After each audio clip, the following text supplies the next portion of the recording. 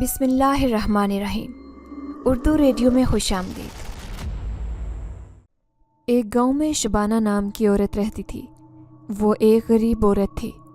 اس نے ساری عمر بہت محنت مزدوری کی اور اب اس کی ہمت جواب دینے لگی۔ اس کی ایک بیٹی کرن تھی۔ کرن بہت زیادہ چلبلی اور شوخ مزاج کی لڑکی تھی۔ معمولی شکل و صورت کی ہونے کے باوجود خود کو بہت حسین سمجھتی اور خوش رہتی۔ شبانہ کے اوپر گھر، بیمار شوہر اور کمانے کی ساری ذمہ داری تھی، جس کی وجہ سے وہ کرن کی لاؤبالی طبیعت سے بہت چڑھتی اور چاہتی تھی کہ وہ ماں کا سہارا بنے تاکہ شبانہ پر سے کام کا بوجھ کم ہو جائے۔ کرن ہر بار ماں کی نصیحت کو ایک کان سے سنتی اور دوسرے سے اڑا دیتی۔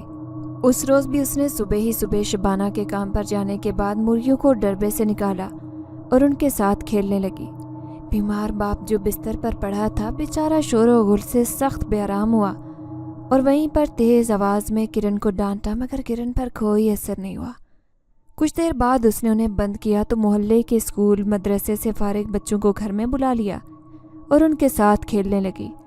شام کو شبانہ آئی تو کرن کے ابا نے اس کی خوب شکایتیں لگائی، جنہیں سن کر شبانہ جو پہلے ہی پورے دن کی تھکی ہاری تھی بیچاری آگ بگولا ہو گئی اور سزا کے طور پر کرن کا رات کا کھانا بند کر دیا۔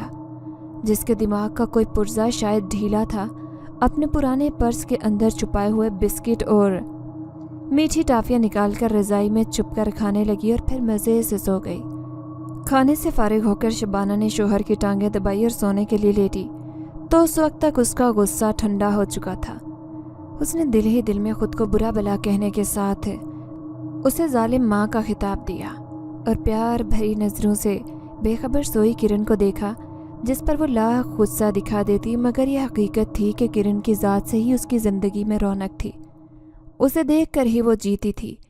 اس کی شرارتیں دیکھ کر غصہ کرنے کے باوجود وہ اس کے اچھے نصیب کے لیے دعا کرتی۔ غربت، پرائی نوکری اور کچھ شوہر کی بیماری نے اس کی زندگی سے ہنسنا اور بولنا جیسے ختم کر دیا۔ اس کا ذہن کبھی آٹے دال، کبھی شوہر کی دوا دارو تو کبھی کرن کے مستقبل کی فکر میں الجھا رہتا۔ کرن سے پیار سے بات کیے اسے نہ جانے کتنا عرصہ گزر چکا تھا۔ کرن کو اسکول بھی لگایا تھا، مگر اس کا شرارتی ذہن پڑھائی میں نہ چلا تو 5ویں کلاس میں ہی گاؤں کے اکلوتے سرکاری اسکول سے اسے یہ کہہ کر واپس بھیج دیا گیا کہ اسکول کی سیٹیں محدود ہیں اور بچے لامحدود اور ان گنت، سو وقت گزاری کے لیے آنے والے بچوں کی بالکل ضرورت نہیں۔ سو شبانہ کا کرن کو تعلیم یافتہ دیکھنے کا خواب دھرے کا دھرا رہ گیا، کیونکہ وہ شہر میں لے کر جانا افورڈ نہیں کر سکتی تھی اور نہ ہی وہاں کے مہنگے اسکول، لہٰذا صبر کے گھونٹ بھر کر رہ گئی اور اب اسے گھر کے کام سکھانے کی کوشش میں تھی۔ خیر، ابھی وہ اسے پیار سے دیکھتی نیند کی وادی میں اتر گئی۔ اکثر ایسا ہی ہوتا۔ اگلے روز شبانہ نے کرن کو اپنے ساتھ کام پر جانے کا کہا تاکہ وہاں پر کام بھی سیکھ لے اور گھر میں رہ کر بیمار باپ کا جینا بھی دوپہر نہ کرے۔ ساتھ ہی اسے یہ بھی ڈر تھا کہ کہیں کرن بیگم صاحبہ کے بڑے سے گھر میں اپنی شرارتوں کے جھنڈے گاڑ کر اس کی نوکری خطرے میں نہ ڈال دے۔ وہ بہت سمجھا بجھا کر اس کو اپنے ساتھ لے کر گئی تھی اور بیگم صاحبہ کے گھر آ کر کرن کو سکون سے چھوٹے موٹے کام کرتا دیکھ کر دل ہی دل میں شکر بھی ادا کر رہی تھی کہ کرن کی موٹی عقل میں اس کی بات سما ہی گئی۔ آج بیگم صاحبہ کے کچھ مہمان آئے ہوئے تھے، سو کام معمول سے تھوڑا زیادہ تھا۔ شبانہ بیگم صاحبہ کے ساتھ کام کرنے میں مصروف تھی۔ ان کا چھوٹا بیٹا بار بار روتے ہوئے ماں کے پاس آ کر ان کے کام میں خلل ڈال رہا تھا۔ تنگ آ کر بیگم صاحبہ نے بڑی سی فٹ بال لا کر اسے تھمانی چاہی، مگر وہ لینے کے موڈ میں نہیں تھا۔ پاس کھڑی کرن نے جب بڑی اور خوبصورت سی فٹ بال دیکھی تو اس کا دل للچا گیا، مگر دور کھڑی شبانہ جو اس کی رگ رگ سے واقف تھی، اس نے اس کے دل کا حال جان لیا تھا۔ سو گھور کر بیٹی کو دیکھا تو کرن نے فٹ بال پر سے نظر ہی ہٹا لی، مگر اگلے ہی لمحے اس کی من کی مراد پوری ہو گئی جب بیگم صاحبہ نے فٹ بال کرن کی طرف بڑھاتے ہوئے کہا، کرن، پنکی کو کچھ دیر اس سے کھلا لو تاکہ میں کوکنگ کا کچھ کام دیکھ لوں۔ کرن پنکی کے ساتھ اس کی مرضی کے مطابق کھیلنے لگی۔ کرن کو مالکن کا بڑا سا صاف ستھرا گھر بہت پسند آیا تھا۔ بڑا سا لان جہاں رنگا رنگ پیڑ اور پودے لگے ہوئے تھے اپنی بہار دکھا رہے تھے اور نہایت دل فریب لگ رہے تھے۔ کرن نے ایسے حسین پھول اور پودے پہلی بار دیکھے تھے۔ خوبصورت ٹائل سے بنا فرش وہ بھی پہلی بار دیکھ رہی تھی اسے ایسا محسوس ہو رہا تھا گویا وہ کسی محل میں آ گئی ہو۔ مالکن کی بیٹی پنکی تھوڑی ہی دیر میں کرن کے ساتھ مانوس ہو گئی اور اس کے ساتھ بڑے مزے سے کھیل رہی تھی۔ بیگم صاحبہ نے چھٹی کے وقت اس کی ماں سے کہہ دیا کہ اپنے ساتھ کرن کو بھی لے آیا کرے تاکہ وہ پنکی کو بہلا سکے۔ یہ سن کر کرن کا دل خوش ہو گیا کہ اب وہ روز یہاں آ سکے گی۔ شبانہ بھی خوش تھی کہ چلو کرن نے کچھ تو اچھا کام کیا اور مالکن نے اسے کام پر رکھ لیا۔ وہ ہر روز ماں کے ساتھ کام پر جانے لگی اور وہاں ماں کا ہاتھ بٹانے کے ساتھ ساتھ پنکی کے ساتھ اس کے مہنگے اور نت نئے کھلونے سے کھیلتی۔ کچھ وقت اسی طرح سے گزر گیا۔ کرن نے جوانی میں قدم رکھا اور شبانہ نے بڑھاپے کی چادر اوڑھ لی۔ وہ بھی بیمار رہنے لگی۔ کرن بہت سمجھدار ہو گئی تھی۔ لاوالی پن اس کے اندر سے کافی حد تک ختم ہو گیا تھا۔ وہ ماں کو تھکن زدہ اور پریشان دیکھتی تو منٹوں میں سارا کام خود نپٹا لیتی۔ ایک روز شبانہ کی طبیعت زیادہ خراب ہوئی تو اس نے بہت پیار سے ماں کو منع کر دیا کہ آئندہ وہ کام پر نہ جائے، بلکہ وہ خود ہی جا کر اپنے اور ماں کے حصے کا سارا کام کر لیا کرے گی۔ پہلے تو شبانہ نے اسے منع کیا، مگر یہ سچ تھا کہ اب اس کے اندر کام کرنے کی ہمت نہیں بچی تھی، سو وہ مان ہی گئی۔ یوں کرن صبح جلدی اٹھ کر پہلے اپنے گھر کا کام کرتی اور پھر بیگم صاحبہ کے گھر روانہ ہو جاتی، جو 1 گھنٹہ پیدل چلنے کی مسافت پر گاؤں سے کچھ دور واقع تھا۔ یہ راستہ ایک سنسان جگہ سے ہو کر گزرتا۔ لوگوں میں یہ بات مشہور تھی کہ وہاں جنات کا بسیرا ہے، اور یہ راستہ لوگوں میں جنات کا راستہ کے نام سے مشہور تھا۔ لوگ رات کے وقت وہاں جانے سے پرہیز کرتے اور دن کے وقت بھی نہایت ضرورت کے تحت اس طرف کا رخ کرتے۔ یہی وجہ تھی کہ یہ جگہ پورا دن ویران پڑی رہتی۔ شبانہ کی خاص ہدایت تھی کہ اس راستے پر رکنے کی غلطی کبھی نہ کرے اور وہاں پر کسی کے پکارنے پر بھی پیچھے مڑ کر نہ دیکھے۔ کرن، جس کے دل میں جنات کے بارے میں تجسس ضرور تھا مگر ڈرتی بھی بہت تھی، سو چپ چاپ ارد گرد دیکھے بغیر اس راستے سے گزرتی اور ویسے بھی بچپن سے اسی راستے کا رخ کر رہی تھی۔ اب تو عادت ہو گئی تھی۔ فرق صرف اتنا تھا کہ پہلے ماں ساتھ ہوتی اور اب وہ اکیلی جاتی۔ ماں کے ساتھ باتیں کرتے ہوئے راستہ جلدی کٹ جاتا، اور اب تو کبھی کبھار سفر شیطان کی آنت بن جاتا اور راستہ ختم ہونے کا نام ہی نہ لیتا۔ ایک بار تو بیگم صاحبہ نے اسے ٹوک بھی دیا کہ جلدی آیا کرو کرن، اور کرن نے دل میں پکا ارادہ کر لیا کہ کل سے وہ صبح سویرے منہ اندھیرے اٹھے گی تاکہ کام پر دیر سے نہ پہنچے، اور ایسا ہی ہوا۔ اگلے دن وہ صبح کے وقت دن نکلنے سے پہلے ہی بیدار ہو چکی تھی۔ شبانہ نے اسے اٹھتے دیکھا تو حیران ہو کر اسے دیکھ کر رہ گئی۔ کہا کچھ نہیں کہ اچھا ہے، جتنی ذمہ دارانہ فطرت ہوتی ہے اتنا ہی انسان زندگی میں کامیاب رہتا ہے اور دوسروں کو بھی اسے سکون پہنچاتا ہے۔ وہ کرن کو اتنا ہی ذمہ دار دیکھنا چاہتی تھی، سو دل ہی دل میں شکر ادا کرتی دوبارہ آنکھیں بند کر کے لیٹ گئی۔ کرن کو کام پر پہنچنے کی جلدی تھی تو کچھ کھائے پیے بغیر ہی گھر سے نکل گئی۔ وہ تیز تیز چل رہی تھی تاکہ اسے دیر نہ ہو جائے۔ اسے اپنی نوکری کی بڑی فکر تھی، کیونکہ اس کے گھر کا چولہا اور بیمار ماں باپ کی دوا دارو اسی نوکری سے جڑی تھے، جسے وہ کسی صورت کھونا نہیں چاہتی تھی۔ جنات والے ویران راستے پر قدم رکھ کر اسے احساس ہوا کہ وہ کچھ زیادہ ہی جلدی گھر سے نکل گئی ہے، کیونکہ دن پوری طرح سے نہیں نکلا تھا اور نیلی روشنی ہر طرف پھیلی تھی۔ وہ دھیرے دھیرے چل رہی تھی۔ اتنی صبح وہ پہلی بار گھر سے نکلی، سو ایک عجیب سا خوف محسوس کر رہی تھی۔ اس کے قدم من بھاری ہو رہے تھے۔ دور تک کسی آدمزاد کا نام و نشان نہیں تھا۔ اسے اپنے پیچھے سے گھنگرو کی آواز سنائی دی، چھن چھن چھن۔ اس نے پیچھے مڑ کر دیکھنا چاہا مگر پھر اسے ماں کی بات یاد آئی اور وہ سر پر دوڑ پڑی۔ اس کے دوڑنے کی دیر تھی کہ اسے اپنے پیچھے سے کہکے کی آواز آنے لگی، جیسے کوئی اس کے بالکل ساتھ دوڑتے ہوئے زور زور سے ہنس رہا ہو۔ کرن بغیر رکے اور ارد گرد دیکھے بھاگتی چلی گئی۔ وہ اپنی بیگم صاحبہ کے عالیشان گھر کے سامنے ہی آ کر رکی۔ وہ لمبے لمبے سانس لے رہی تھی۔ اسے اب کوئی آواز سنائی نہیں دے رہی تھی۔ دن نکل چکا تھا اور قریبی سڑک پر اسکول جانے والے بچے جا رہے تھے۔ سب نارمل تھا۔ اس نے بھی خود کو نارمل کیا اور گھر کے اندر چلی گئی۔ پورا دن وہ اسی صبح والے واقعے کے بارے میں سوچتی اور شام کے وقت جلدی ہی کام نپٹا کر گھر جانے کے لیے نکل گئی۔ وہ بہت خوف محسوس کر رہی تھی مگر سچ شکر کہ کوئی ایسا واقعہ پیش نہیں آیا کہ وہ صبح والے واقعے کو سچ سمجھتی ہو، سو اس واقعے کو اپنا وہم سمجھتے ہوئے بھلانے کی کوشش کرنے لگی۔ اس نے ماں سے ذکر نہیں کیا کہ کہیں وہ پریشان نہ ہو جائے، اور خود بھی جلد اس واقعے کو بھلانا چاہتی تھی، اس لیے اگلی صبح روٹین کے مطابق تیار ہو کر جانے کے لیے تیار ہو گئی۔ وہ اپنے دل کو سمجھاتی ہوئی اس راستے سے گزر رہی تھی کہ اس نے دیکھا کہ 2 لڑکیاں جنہوں نے اپنا چہرہ چھپا کر رکھا تھا آپس میں باتیں کرتی اس کے برابر سے مگر کچھ فاصلے سے گزر رہی تھی۔ اس کے دل کو حوصلہ ملا اور وہ تھوڑا ان کے قریب ہو کر چلنے لگی، مگر ابھی 5 منٹ ہی ہوئے ہوں گے کہ اسے محسوس ہوا کہ ان لڑکیوں کا قد مسلسل بڑھ رہا ہے۔ اسے حیرت کا شدید جھٹکا لگا اور اس کے قدموں تلے سے زمین کھسک گئی۔ وہ ڈر کی کیفیت میں ان سے دور ہو کر چلنے لگی تو وہ دونوں بہت تیز آواز میں ہنسنے لگی۔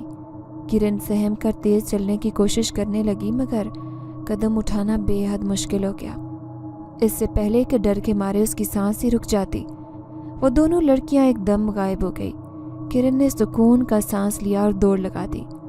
مالکن کے گھر پہنچی تو وہ خاصی پریشان تھی۔ ان کی چھوٹی بیٹی ہیرا کی طبیعت ٹھیک نہیں تھی، اسے بہت تیز بخار تھا۔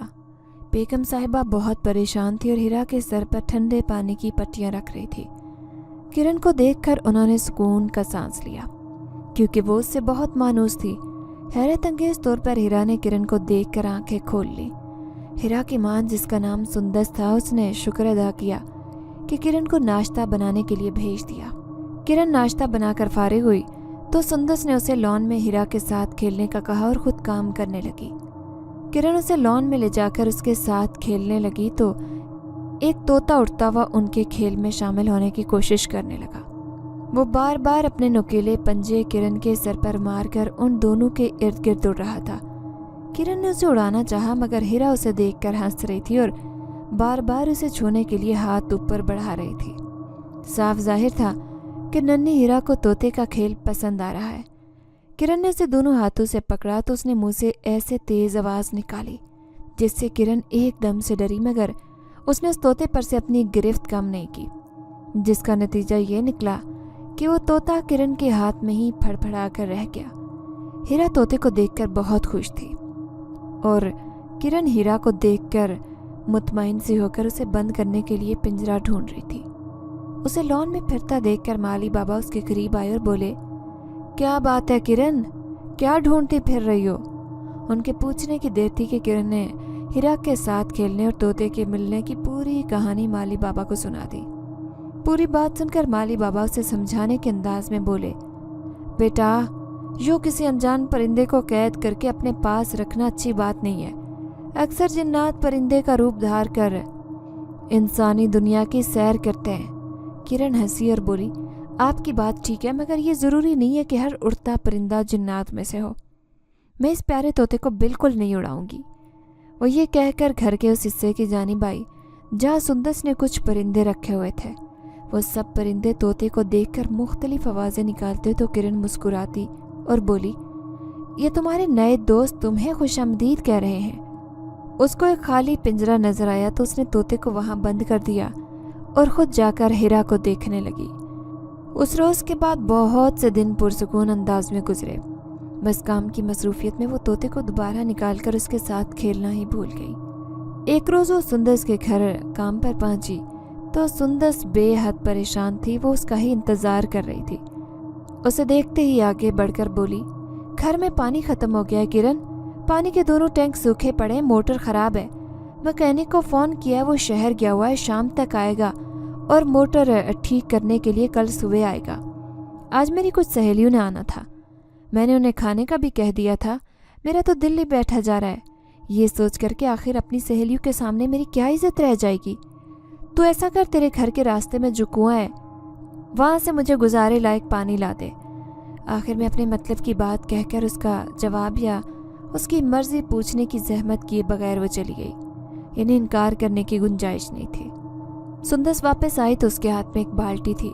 سنہری چمکتی ہوئی بالٹی دیکھ کر کرن کا اس پر سے نظر ہٹانا مشکل ہو گیا۔ اس کی نظریں بالٹی پر گڑی دیکھ کر سندس بولی، میرے پاس اس سونے کی بالٹی کے علاوہ کوئی دوسری بالٹی نہیں ہے۔ تمہارے علاوہ میں کسی پر بھروسہ نہیں کر سکتی، صرف ایک تم ہو جس کے حوالے سے میں بلا خوف و خطر اپنی کوئی بھی قیمتی شے اس کو دے سکتی ہوں، کیونکہ تم میرے سامنے پلی بڑی ہو اور تمہاری نیت پر مجھے کوئی شک نہیں۔ وہ تو ٹھیک ہے مگر किरण हकलाई और इससे पहले कि उसकी बात मुकम्मल होती सुंदस बोल पड़ी। अगर मगर कुछ नहीं, आप जल्दी जाओ और पानी लेकर आओ, इनकार ना सुनो मैं, उसने सख्त लहजे में कहकर जैसे बात ही ख़त्म कर दी और एक मोटी रस्सी और बाल्टी उसके हाथ में थमाकर खुद चली गई। किरण परेशान सी खड़ी रह गई। उस रास्ते से वो खुद डरते हुए गुजरती थी। वहाँ रुकना और रुककर पानी निकालना तो उसके नज़दीक बड़ा कठिन काम था। वो आहिस्ता आहिस्ता मरियल कदम उठाती चल रही थी। मालूम नहीं आज जिंदा वापस जाऊंगी या नहीं, वो दिल ही दिल में सोचती हुई आगे बढ़ रही थी। गुर्बत भी क्या चीज़ है, 2 पैसों की नौकरी की खातिर क्या कुछ नहीं करना पड़ जाता, और ये अमीर लोग 4 पैसे देकर समझ लेते हैं कि जैसे खरीद लिया हो। इंसान तो समझते ही नहीं है। वो खुद से बातें करती आगे बढ़ रही थी। कुछ सोने की बाल्टी की भी फिक्र थी, जो किसी डाकू की नज़र में आ जाती तो यकीनन कभी न बचती। वीरान रास्ते पर आकर उसने अपनी रफ्तार बदली और तेज तेज चलने लगी। वो जल्द अज जल्द यहाँ से पानी लेकर वापस जाना चाहती थी। वो कुएं के पास आई तो वहाँ पर हो का आलम था। वो डर के मारे कांपने लगी। उसने डरते डरते बाल्टी को कुएं के अंदर डाला तो ये क्या, रस्सी तो पूरी उसके हाथ में ही रह गई। यानी वो बाल्टी पर रस्सी बांधना ही भूल गई। डर और खौफ इंसान अपने ऊपर हावी कर ले तो इसी तरह छोटी सी भूल बहुत बड़ा नुकसान करवा देती है। किरण को उस लम्हे अच्छे से समझ आ गया था। वो भूल गई कि उसे किसी जिन का खौफ लाहक था। वो ये भी भूल गई कि वो जल्द अज जल्द यहाँ से काम निपटाकर वापस जाना चाहती थी। उसे याद था तो इतना कि उसके पास किसी की बहुत कीमती अमानत थी, जिसे वापस लौटाने के लिए वो सारी उम्र भी मेहनत करती तो शायद वो उस नुकसान को पूरा नहीं कर सकती थी। वो ज़मीन पर बैठकर ज़ारों कतार रोने लगी। उसकी नज़रों के सामने अपने माँ बाप का चेहरा घूम गया। वो शाम को उसकी रात तकते वो उन बूढ़ी और बीमार नज़रों में मायूसी नहीं देखना चाहते थे। उसके जहन में माँ बाप का परेशान चेहरा नज़र आया। वो उठ खड़ी हुई। उसने कुएं के ऊपर पड़ी हुई लोहे की जंगालूद भारी चादर को बड़ी मुश्किल से खिसकाया और उसके अंदर झांकने की कोशिश की तो उस गहरे कुएं के अंदर सिवाय अंधेरे के और कुछ नज़र नहीं आया।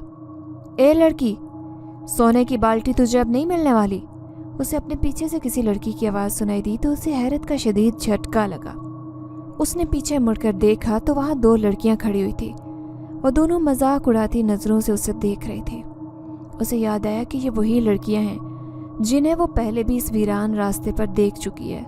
वो समझ गई कि ये एक नई मुसीबत है। सोने की बाल्टी से तो वो पहले ही वाकिफ थी। सो किरण ने उनसे मदद मांगने का सोचा और हाथ जोड़ कर खड़ी हो गई। खुदा के लिए तुम लोग मेरी मदद करो और बाल्टी किसी तरह से निकाल कर मुझे दे दो। मैं तुम्हारा ये एहसान सारी उम्र याद रखूंगी।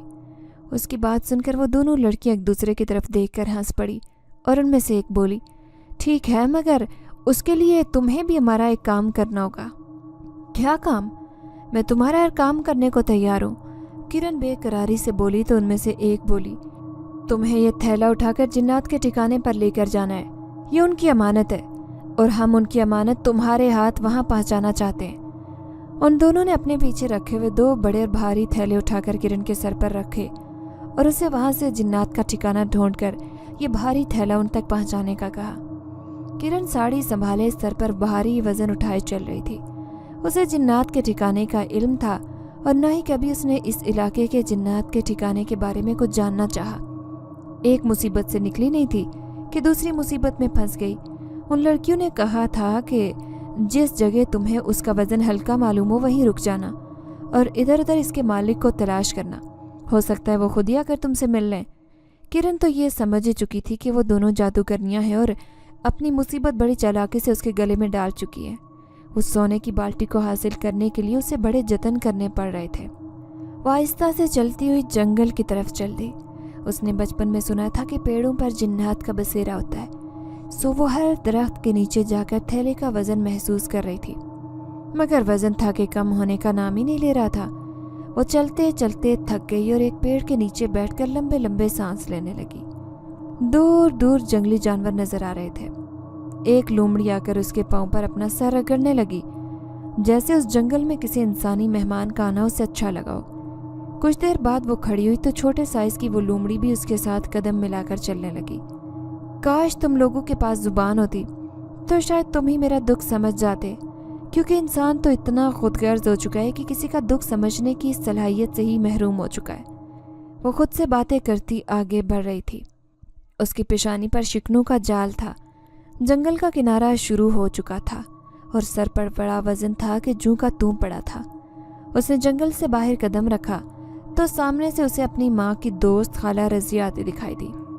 اس کی نظر کرن پر پڑی تو وہ حیرت سے اپنی چھوٹی چھوٹی آنکھیں گول گول گھما کر بولی، تو جنگل میں کہاں پھر رہی ہے؟ خالہ رضیہ گاؤں بھر کی رپورٹر ہونے کا فریضہ مفت میں بڑی اچھی طرح سے ادا کرتی تھی۔ کرن اس بات سے واقف تھی، سو اس نے بہانہ بنایا کہ مالکن نے جنگل سے کچھ جڑی بوٹیاں منگوائی تھی، وہی لینے آئی ہوں۔ اچھا، کیا واقعی؟ اسے شاید یقین نہیں آیا، تب ہی مزید کھوجنے لگی تو کرن کو غصہ آ گیا۔ نہیں، پکنک منانے آئی ہوں، وہ بھی سر پر من بھر کا بوجھ لاد کر۔ تم بھی نا پولیس افسر بن کر تفتیش کرنے لگی ہو۔ وہ کہہ کر رکی نہیں اور آگے بڑھ گئی۔ وہ چلتے ہوئے بہت دور نکل آئی۔ سڑک شروع ہو گئی تھی جہاں اکا دکا ہی گاڑیاں چلتی تھی۔ اسے شدید پیاس محسوس ہو رہی تھی۔ اسے دور ایک جھونپڑی دکھائی دی تو وہ تیز تیز چلتی اس کی جانب چلی آئی۔ جھونپڑی کے آس پاس کوئی زی رو نہیں تھا۔ دھوپ کی شدت سے وہ سائے میں بیٹھنا چاہتی تھی، سو اس نے بغیر سوچے سمجھے جھونپڑی کے اندر قدم رکھا۔ جیسے ہی اندر قدم رکھا، اسے لگا اس کے سر پر سے ایک دم بوجھ ختم ہو گیا اور کوئی روئی کا گولا اس کے سر پر موجود ہو۔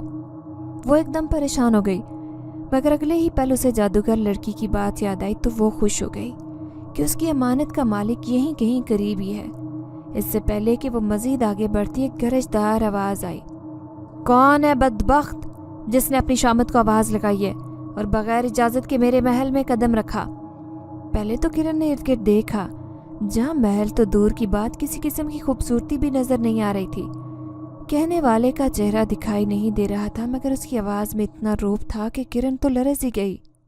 میں اس امانت کو اس کے اصل حقدار تک پہنچانے آئی ہوں۔ اس نے ہمت کر کے آواز نکالی کہ کہیں وہ اسے کوئی نقصان ہی نہ پہنچا دے۔ تو تم ہو میرے بھائی کا خزانہ چرانے والی چور؟ اس بار کہنے والا خود بھی نمودار ہو گیا تو اس کا خوفناک چہرہ دیکھ کر کرن ڈر کے مارے تھر تھر کانپنے لگی۔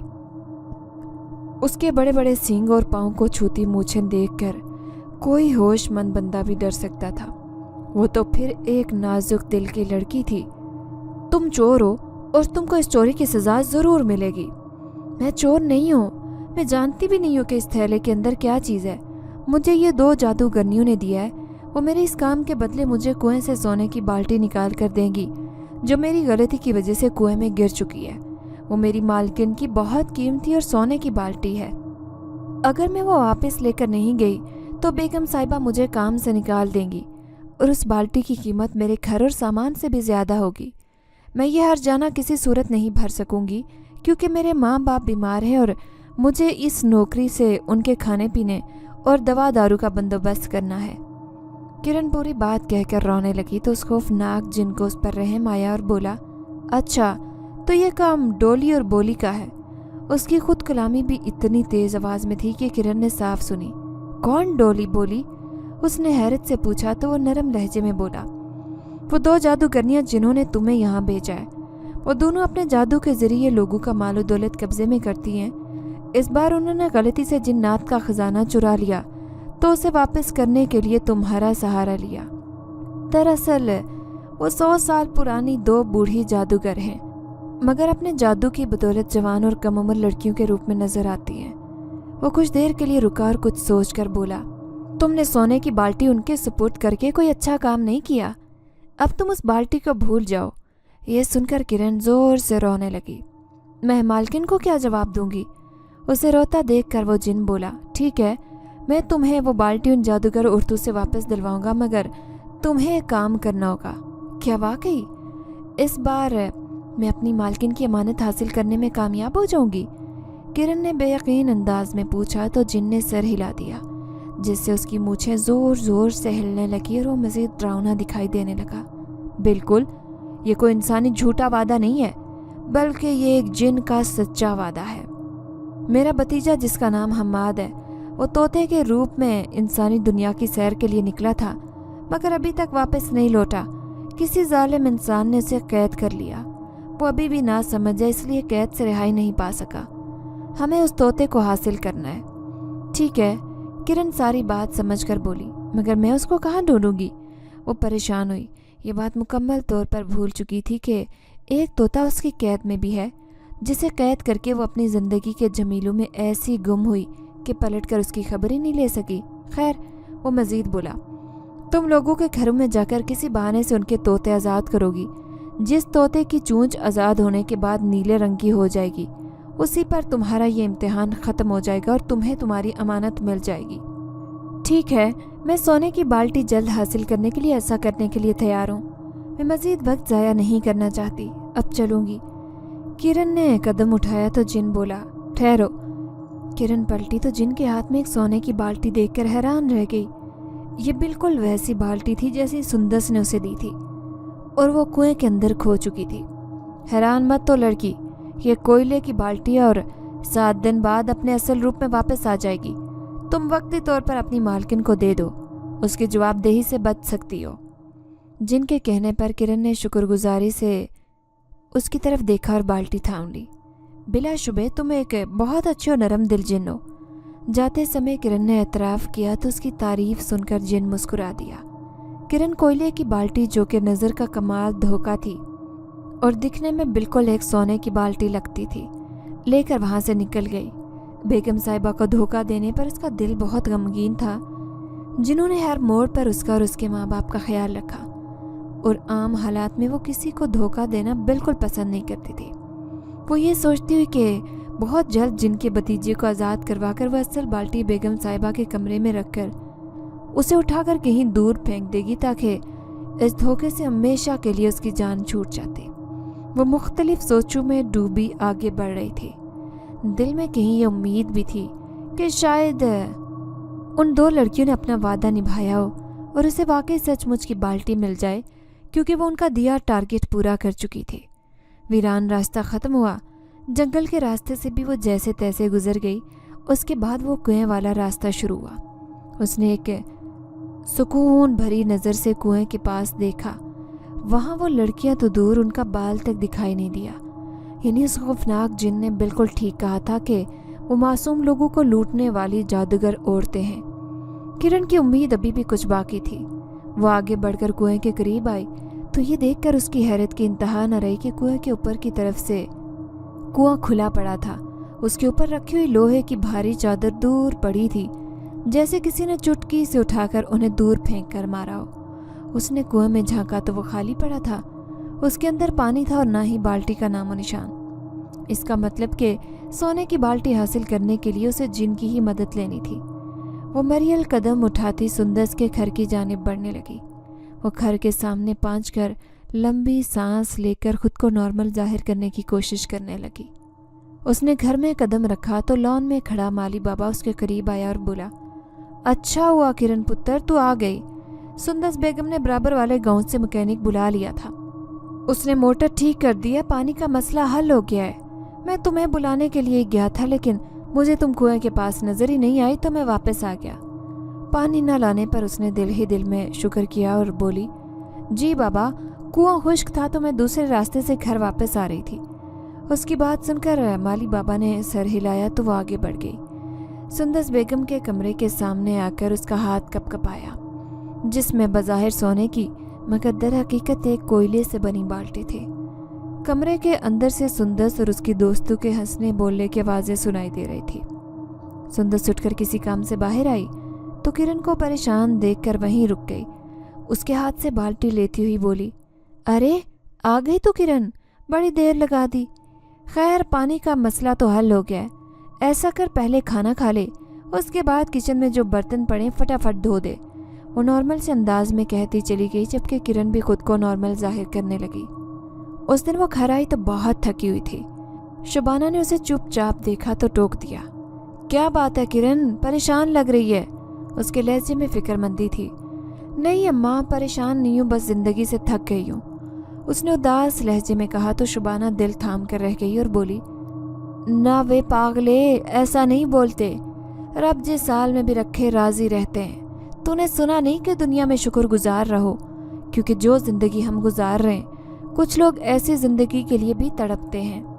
شبانہ نے اس ایک مقولے پر عمل کر کے اپنے کچے گھر اور ٹوٹی ہوئی چھت کے نیچے ساری عمر بڑی سکون سے گزاری تھی، اور اب یہی سبق اپنی بیٹی کو سکھاتی۔ کرن نے ایک پیار بھری نظر ماں پر ڈال کر مسکراتے ہوئے اسے جیسے تسلی دی۔ شبانہ کے دل کو پتہ نہیں قرار آیا کہ نہیں، مگر وہ کچھ پڑھ کر کرن پر پھونکنے کے بعد آنکھیں بند کر کے سو گئی، اور کرن بھی ابا پر موٹا لحاف ڈال کر لیٹ کر سونے کی کوشش کر رہی تھی، مگر ذہن بھٹکتا جا رہا تھا۔ رات کو نہ جانے کس پہر اس کی آنکھ لگی تو پوری رات عجیب و غریب خواب ستاتے رہے۔ صبح جاگی تو سر کافی بھاری تھا۔ صبح وہ کام پر جانے سے پہلے اپنی دوست حاجرہ کی طرف چلی آئی۔ حاجرہ اسے صبح سویرے اپنے دروازے پر دیکھ کر جہاں حیران ہوئی وہیں خوش بھی ہوئی۔ حاجرہ کے ابو طوطے پالتے تھے اور ان کا یہی کاروبار تھا۔ ان کے گھر لاتعداد اور تقریباً ہر نسل کے طوطے تھے جن کی مالیت لاکھوں میں تھی، سو یہی وجہ تھی کہ وہ ہر موسم میں اپنی جان سے بڑھ کر ان کا خیال رکھا کرتے۔ کرن جب بھی حاجرہ سے ملنے آتی ان کے بڑے بڑے پنجروں میں بند طوطے ضرور دیکھ کر جاتی۔ اب بھی وہ بہانے سے اوپر چھت پر آئی جہاں پنجرے رکھے ہوئے تھے۔ کتنے پیارے ہیں طوطے، سچی میرا بڑا دل کرتا ہے کہ طوطے پالوں، مگر گھر میں جگہ کا مسئلہ ہے، اور تجھے تو معلوم ہے کہ ہم لوگوں کو ان کی دیکھ بھال نہیں کرنی آتی۔ کرن نے باتوں کا رخ طوطوں کی طرف موڑ دیا تو حاجرہ بولی، ہاں انہیں پالنا بھی ہر ایک کے بس کی بات نہیں ہے۔ خیر، جب بھی تیرا جی چاہے تو یہاں میرے گھر کا چکر لگا لیا کر۔ تم لوگوں نے کوئی طوطا تو نہیں پکڑا تھا پچھلے دنوں؟ کرن نے ایک دم پوچھا تو حاجرہ حیران ہو کر پوچھنے لگی، پکڑا تو تھا، مگر تم کیوں پوچھ رہی ہو؟ میری بیگم صاحبہ ہے نا، اس کی دوست کا طوطا گم ہو گیا، ملنے کا نام ہی نہیں لے رہا۔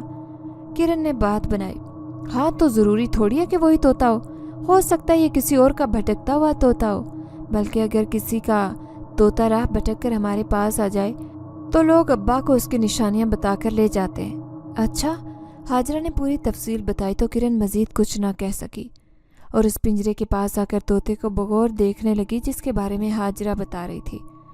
وہ سبز رنگ کا بے حد عام سا طوطا تھا جو اس وقت سیب کھانے میں مگن تھا۔ کرن اسے پنجرے کے اندر سے چھونے لگی۔ بچپن میں انہیں ہاتھ لگانے سے ڈر لگتا تھا تجھے، اب نہیں لگتا کیا؟ حاجرہ نے ہنستے ہوئے پوچھا تو کرن مسکرا دی، نہیں، بچپن گزرا ہے تو ساتھ ڈر اور خوف بھی لے اڑا ہے۔ پچھلے دنوں تو سندس بیگم کے گھر میں میرے سر پر ایک طوطا منڈلا رہا تھا، میں نے بڑے آرام سے پکڑ لیا تھا۔ کرن کو یہ بات یاد آئی تو اس نے بے دھڑک کہہ دیا، ساتھ ہی اس کے دل میں خیال آیا کہ ہو سکتا ہے کہ وہی جن کا بچہ ہو۔ ذہن میں سوچ آنے کی دیر تھی کہ کرن حاجرہ سے اجازت طلب کرتی وہاں سے نکلنے لگی اور حاجرہ اسے ناشتے کا کہتی ہی رہ گئی۔ وہ سندس کے گھر پہنچی تو ابھی سو کر نہیں اٹھی تھی۔ کرن لان کی دوسری طرف بنے پنجروں کی طرف آئی جہاں مختلف اقسام کے پرندے جمع تھے۔ کرن نے آخر میں رکھے اس طوطے کے پنجرے کے پاس آ کر امید بھری نظروں سے اسے دیکھنے کی کوشش کی اور دل ہی دل میں دعا کرنے لگی کہ کاش یہ وہی پرندہ ہو جو طوطے کے روپ میں آ کر انسانی دنیا میں کھو چکا ہے۔ اس نے آنکھیں بند کر کے آسمان کی طرف دیکھا اور بڑے جذب کے عالم میں دعا کرنے کے بعد اس طوطے کی طرف دیکھا جو ایک کونے میں اداس بیٹھا ہوا تھا اور پہلے سے بہت کمزور دکھائی دے رہا تھا۔ دیکھو کتنا کمزور ہو گیا ہے، یہ پنچھی آزادی کا مسافر ہے، اسے قید راس نہیں آئی۔ مالی بابا پاس سے گزرتے ہوئے بولے تو کرن نے سر ہلایا اور بولی، میں اسے آزاد کرنے کے لیے یہاں آئی ہوں۔ یہ تو بہت اچھی بات ہے، یہ کہہ کر وہ رکے نہیں اور جس کام سے آئے تھے وہ کرنے لگے، جبکہ کرن نے پنجرے کا دروازہ کھول دیا۔ پہلے تو وہ طوطا حیران سا اس معجزے کو دیکھتا رہا، پھر جیسے کچھ سمجھ کر خوشی کے مارے گول گول گھومنے لگا۔ اس کی خوشی دیکھ کر کرن مسکرا دی اور سوچنے لگی، انسان کتنی ظالم شے ہے، اپنی خوشی کی خاطر دوسروں کی زندگی سے بھی بڑی آسانی کے ساتھ کھیل لیتا ہے۔ کرن شرمندہ ہوئی تھی، اس طوطے کے اتنے دن قید کی وجہ یقیناً وہی تھی۔ خیر، طوطا پنجرے سے نکل کر جو ہی آزاد فضا میں آیا اس کی چونچ کا رنگ ایک دم نیلے رنگ کا ہو گیا۔ کرن نے یہ دیکھا تو اس کی خوشی کی انتہا نہ رہی۔ وہ کرن کے سر کے اوپر گول گول چکر کاٹ کر جیسے اس کا شکریہ ادا کر رہا تھا۔ کرن بھی گول گول گھوم کر اپنے رد عمل کا مظاہرہ کر رہی تھی۔ پھر وہ پھر کر کے لمبی اڑان بھر گیا تھا۔ وہ اڑا ہی نہیں تھا بلکہ ساتھ کرن کی ساری فکر بھی لے اڑا تھا۔ وہ جلدی جلدی سندس کے لیے بیڈ ٹی بنا کر ان کے کمرے میں پہنچی تو اس کے چہرے پر پھیلی خوشی دیکھ کر وہ پوچھے بغیر نہ رہ سکی، کیا بات ہے کرن، تیری لاٹری نکل آئی ہے کیا؟ کرن نے کوئی جواب نہیں دیا، بس کھی کھی کر کے رہ گئی۔ کرن اس کے کمرے سے نکلنے لگی تو اس کی نگاہ شوکیس میں رکھی بالٹی پر پڑ گئی تو اس نے یہ سوچ کر اطمینان کا سانس لیا کہ بہت جلد اصل چیز اپنی جگہ پر آنے والی ہے۔ کرن اپنے کام کاج نپٹا کر جلد ہی چھٹی لے کر وہاں سے نکل گئی اور اب اس کا رخ اسی خوفناک جن کی جھونپڑی کی طرف تھا جسے وہ خود محل سمجھتا تھا، یا شاید وہ محل انسانوں کو جھونپڑی کے روپ میں نظر آتا۔ یہ بھی ایک راز ہی تھا جس سے کم از کم کرن کو کوئی سروکار نہیں تھا، اور آج اس کے سر پر کوئی بوجھ نہیں لدا ہوا تھا، سو وہ بڑے آرام سے چلتی ہوئی آگے بڑھ رہی تھی۔ اس بار اس نے جنگل سے جانے کے بجائے متبادل راستہ اختیار کیا۔ اس راستے سے وہ بڑی جلدی اپنی مطلوبہ جگہ پر پہنچ گئی۔ اس جھونپڑی کے سامنے آ کر اس نے لمبے لمبے سانس لیے۔ اسے ایک لمحے کو پانے کے لیے اس نے کافی انتظار کیا، سو اس وقت وہ کسی ڈر کی کیفیت میں ہونے کے بجائے کافی خوش تھی۔ اس نے جھونپڑی کے اندر قدم رکھا تو اسے ایسے محسوس ہوا کہ وہ کسی اور ہی جہان میں قدم رکھ چکی ہے۔ اندر کا جہاں بہت حسین تھا، چاروں طرف تازہ پھولوں کی سجاوٹ تھی۔ وہ واقعی ایک محل کے اندر کھڑی تھی اور اس محل کی روشنی اس کی آنکھوں کو چندیا رہی تھی۔ وہ حیران سے ادھر ادھر دیکھ رہی تھی کہ وہی خوفناک جن وارد ہوا اور اس نے تالیاں بجائی تو دیکھتے ہی دیکھتے اس کے سامنے تحائف کا ڈھیر لگ گیا۔ اتنے قیمتی تحائف کرن نے اپنی زندگی میں پہلی بار دیکھے تھے، تبھی وہ حیرت کا شکار تھی۔ وہ جن اپنی عادت کے مطابق تیز آواز میں بولا، تم ایک اچھی اور محنتی لڑکی ہو، یہ سب تمہاری ایمانداری کا انعام ہے۔ اس نے سونے چاندی سے بنی مختلف چیزوں کی طرف اشارہ کر کے کہا تو کرن حیرت سے آنکھیں پھاڑے کھڑی سوچنے لگی کہ شاید وہ کوئی خواب دیکھ رہی ہے۔ یہ خواب نہیں، حقیقت ہے لڑکی۔ وہ جن اس کے دل کی بات جان گیا تھا، تبھی اس کے کہنے پر کرن کو یقین آیا کہ وہ خواب و خیال یا کسی تصوراتی دنیا میں نہیں، بلکہ اس جن کے محل میں کھڑی ہے جو باہر سے دیکھنے والے عام لوگوں کو ایک پرانی پھٹی جھونپڑی کے علاوہ کچھ نظر نہیں آتا۔ میں سونے کی بالٹی لینے کے لیے یہاں آئی ہوں۔ کرن کو اپنے یہاں آنے کا مقصد یاد آیا تو وہ بولی۔ اس کی بات سن کر جن کہکا لگا کر ہنس پڑا اور بولا، سونے کی بالٹی تمہاری سندس بیگم کے شوکیس میں سجی ہے، یہ تو صرف تمہارا ایک امتحان تھا لڑکی۔ جیسے ہی تم نے ہمارے بھتیجے کو آزاد کیا، اسی وقت تمہارے مجرموں کو ہم نے قید میں ڈال دیا۔ تمہاری امانت تو پہلے روز ہی ہم ان سے حاصل کر چکے تھے۔ کون مجرم؟ کرن نے ناسمجھی کے عالم میں کہا تو جن ہنسا اور بولا، وہی جادوگر عورتیں جو سالوں سے لوگوں کو لوٹ رہی ہیں۔ یہ دونوں نوکرانی کے روپ میں تمہارے ساتھ رہیں گی اب، اور تمہارے محل میں تمہارا ہر کہنا مانیں گی۔ میرا محل؟ کرن نے ناسمجھی کے عالم میں پوچھا تو جن بولا، ہاں تمہارا محل نما گھر، جہاں تم اور تمہارے ماں باپ رہیں گے، صرف ایک شرط پر۔ کیسی شرط؟ کرن نے فوراً پوچھا۔ ہمیشہ انسانیت کی خدمت کرنے کی شرط ماننا ہوگی اور اسے پورا بھی کرنا۔